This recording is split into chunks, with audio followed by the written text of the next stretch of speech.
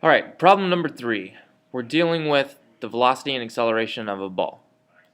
So there is a difference between the two. It even tells you that here. The initial velocities of these two are different, but the acceleration is the same. So it's basically a scenario where you have a ball, you're throwing it up in the air, it's just one is thrown harder than the other. You still have the same steps. You need to have a description and a motion diagram for each of these. So let's start with the description, just like we have been doing on the other problems. Tell me about the velocity and the acceleration. So velocity in this problem is pointed upward, and that is our positive direction. So put a plus sign, not an equal sign, a plus sign, next to velocity.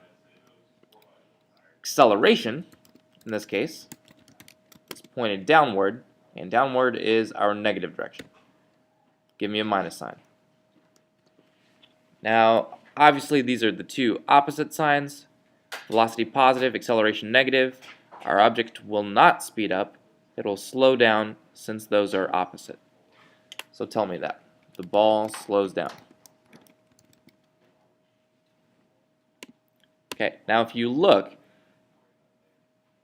the other picture, we have those exact same scenarios. Velocity is positive, it's pointed upward. Acceleration is negative, it's pointed downward. So if you want to, you can just draw an arrow saying that this is the same description for both of these scenarios. Because I'm on a computer, I get to copy and paste. Okay. Now for the motion diagram. For each, we need our axes. So it is moving up. I'll have a vertical axis on each, pointed upward. Not perfectly straight, that's alright. Little line showing you the 0 position.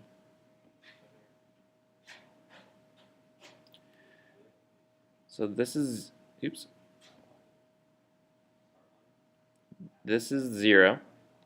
We're labeling position Y because it's moving up. Okay, now you have to start to think about what's going to be different between this picture and the other.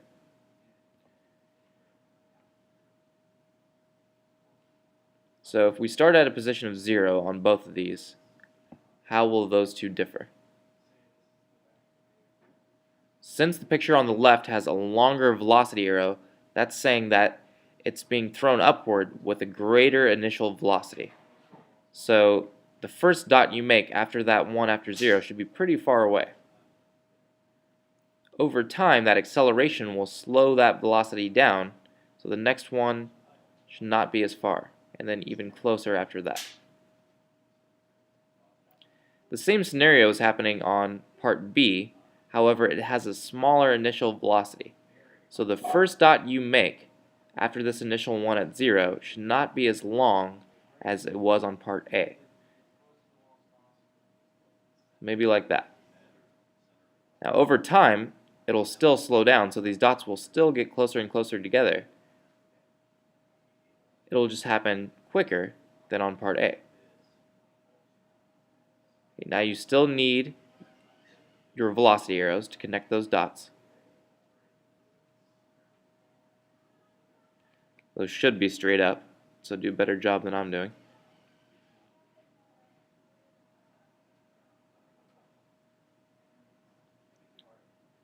And on both of these problems, the acceleration was the exact same. So on both motion diagrams, your arrows for acceleration are pointed downward. And they should be the same size on both motion diagrams.